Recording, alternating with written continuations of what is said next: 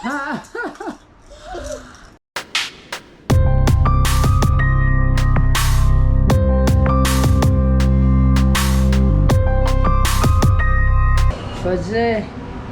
battery charge around 35% खत्म आ रहा है ये कैमरा की को.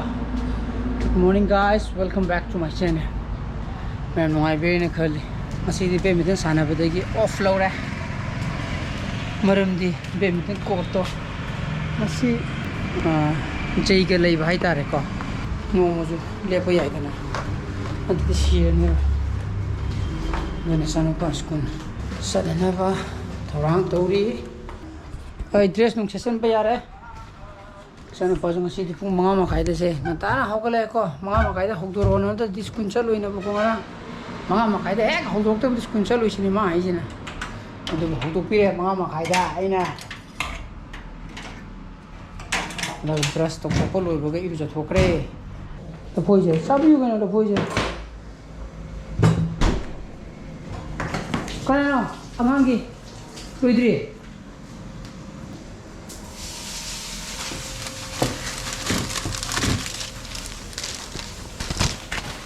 Kimbap to pizza है इसे दीजिए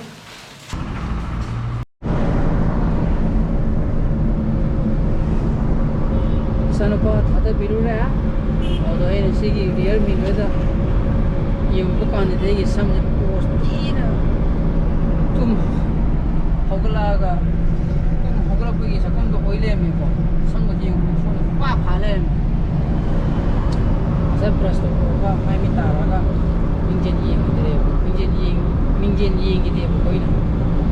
और जो कुछ दी है का समझ में तो ले उसकी ताल है ओ मैंने कहीं क्या मतलब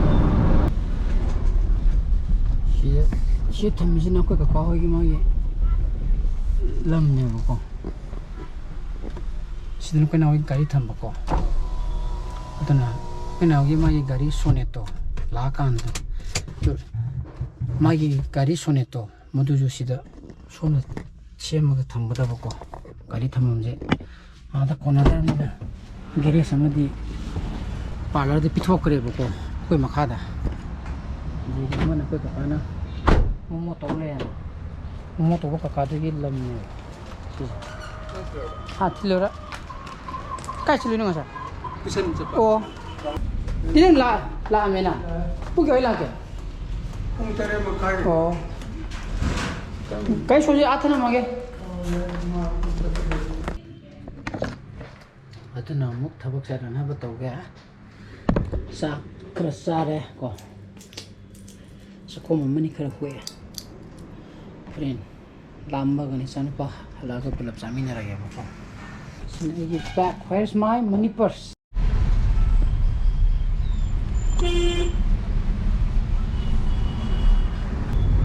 di school na emergency meeting ko dano ko kasi kata meeting bodeng ari pung pasala sakra chara ga laba em bai ko ado chana ba di lo prata da ba da kana hai to kare ado na ji meeting pung loi ya ni meeting pung loi ra ai view bisa sa lor ga ado ma gi thabo loi re hai kan loi na lab hai da min ra ke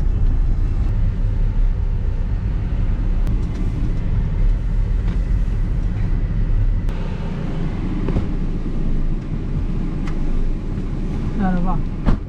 Tadro masih dia. Sekali. Sudah jum sa lagi kita saru ye sak anjale. Ko. Sanupadi pita da hai gre. Lagi ini mak gaya masa seki ini kali kena tora ka mana ton. Koi rohon ki mati do. Wo do ina char khe ma. Ai ngarang na de ko. Koi ma de ek din thok tan ko tan toi dana. अरे इचना पाना बुता सुबह पूरा गई तो मुझे की कर रहा है ये किधर है याक चली है भाई वो अरे नहीं गई मसाले चक्कर तो चलो नो और ना ताप कोई है कि दिया फर है आई के मत तारे ना है रे माना ngasai ek chakhibaga changibaga emergency meeting le ri na hara pai ta aduna chak se lamjale idi ngasai yum halaga Nupaga khara saksa sakena kajabinda no mosai chak kitang chak sali ne ba tumar tu canteen mujhe liko koi school da adu jo chhatra mayam chara ga lera tu ki timing jo mu phang da som da keno tai tai ori sana ri kan da ko katin mai ya es Thoibi du kadina Thoibi yoga taira ha ada lebe yoga sa se ki ubudi ne ko Thoibi ta bai ta toro nge bosingi toro yoga toro ta kari asan ne nang de tumba asan as nabuk na da na ba nang ta na yoga je khambur Thoibi na ha yoga khambra ba yoga toro yoga to nge kari yoga na nang idina ha kari yoga no ba de lore sumne ge koi start meeting to bani da koi school development kamai to ko pa kamai to ban de meeting to bani da yoga te ni de yoga te ni kon thang bi do to ro na bulin na da na ba na te hai bane kon thang la to bi to mana ga to bi bon to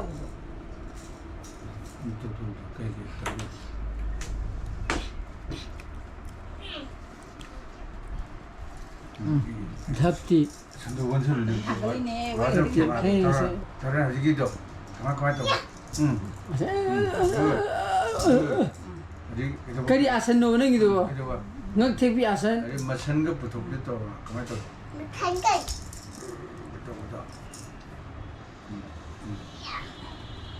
ke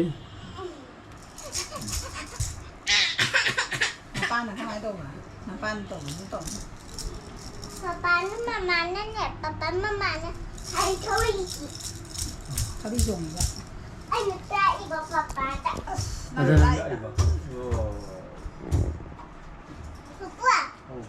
aduna ai sai khali da na adu paman na tumure ha puri hogale sibu to tumjila di ben ahim tum yare na hogala ni pum pereta ta gre ko có thêm bạn đi ăn phở bẩn có thêm đến bạn đi ăn phở bẩn daga ko bagi phone du choi nong da magi review to rokena kan mane do blog odo number sang ri blog odo ju review to rokke ko bagi phone du ju odo ga gari sel post du ju no mai review to rokke ko ing don ta ha pone ai mi si rak dai kham kare kana farak ta na ai mobile ge charge kana loye ni si no ni da ai oh no ge Thoibi mo to pai ba so yi phone do adi to ni nangi recharge to tro phal ta lu badi masaya lu jeri ni ge du adi recharge lu do how recharge lu do recharge ka ba lu re kal mo ring to no ha boy ba ya ka ko bi ta ya ka ko bi ni ha ka kari sei no ai ne khani khang de tiền cột bữa kìa mà không ko hang ko